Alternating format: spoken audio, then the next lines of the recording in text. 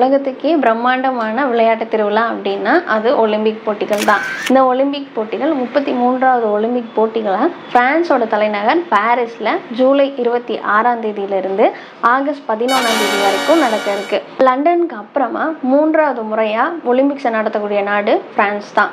1900லையும் 1924லையும் அதுக்கப்புறம் 2004 இந்த 3 தடவையும் பாரிஸில் ஒலிம்பிக் போட்டிகள் நடந்திருக்கு. மொத்தமாக 19 நாட்களுக்கு இந்த ஒலிம்பிக் போட்டிகள் நடக்கும். கொரோனாவுக்கு அப்புறமா நடக்கக்கூடிய முதல் ஒலிம்பிக் போட்டி இதுதான். எப்போவுமே ஒலிம்பிக்ஸ் போட்டிகள் 4 ஆண்டுகளுக்கு ஒருக்க நடக்கும். ஏன் 4 ஆண்டுகளுக்கு ஒருக்க அப்படின்னு பார்த்தோம்னா, கிரேக்கர்களோட நாள்காட்டியான ஒலிம்பியாட்டில் 4 ஆண்டுகள் தான் இருக்கும். அதே மாதிரி கிரேக்கர்களோட கடவுளான ஜூயஸை போற்றும் வகையில் 4 ஆண்டுகளுக்கு ஒருக்க ஒலிம்பிக் போட்டிகள் நடத்தப்பட்டுச்சு. இந்த ஒலிம்பிக் போட்டிகள் 2 தடவை கோடைக்கால போட்டியாகவும் 2 தடவை குளிர்கால போட்டிகளாகவும் நடக்கும். அந்த வகையில் இந்த தடவை கோடைக்கால போட்டிகளை பிரான்ஸோட தலைநகர் பாரிஸில் நடக்குது. ஃபர்ஸ்ட்லாம் ஒலிம்பிக்ஸில் ஆண்கள் மட்டுமே பங்கேற்பாங்க. 1900ல் பிரான்ஸில் நடந்த ஒலிம்பிக்ஸில் தான் ஃபஸ்ட் டைமாக பெண்கள் பார்ட்டிசிபேட் பண்ணாங்க.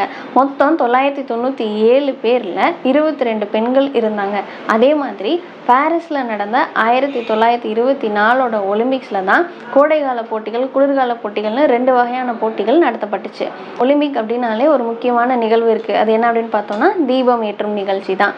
இன்னைக்கு ஒலிம்பிக் ஸ்டார்ட் பண்ணுறாங்க அப்படின்னா அதுலேருந்து 100 நாளுக்கு முன்னாடியே கிரீஸில் ஒலிம்பிக் தீபத்தை ஏற்றுவாங்க. அந்த தீபத்தை டார்ச்சில் ஏற்றி பிரான்ஸில் இருக்க எல்லா நகரங்கள்லையும் கொண்டு வருவாங்க. அந்த மாதிரி 68 நாட்களுக்கு 66 நகரங்களில் 11,000 பேர் கைகளில் ஏந்தி இந்த தீப ஓட்டத்தை நடத்தியிருப்பாங்க. டார்ச்சை மேத்யூ ஹெலானியூர் அப்படிங்கிறவர் தான் உருவாக்கியிருப்பார். இதுக்கு ஒரு தீம் இருக்கும். என்ன அப்படின்னு பார்த்தோம்னா சமத்துவம், அமைதி, நீர், இது 3 தான் இதோட தீமாக இருக்குது.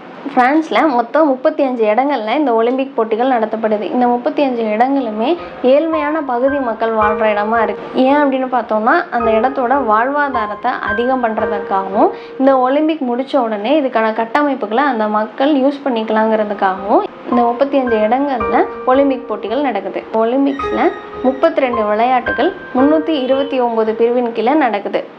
இந்த ஒலிம்பிக்ஸில் 32 விளையாட்டுகள் 329 பிரிவுகளின் அடிப்படையில் நடத்தப்படுது. இதில் 155 நாடுகள்ல இருந்து 10,500க்கும் மேற்பட்ட வீரர்கள் பங்கேற்கிறாங்க. இந்த ஒலிம்பிக்காக மொத்தம் 81,150 கோடி ரூபாய் செலவு பண்ணப்பட்டிருக்கு.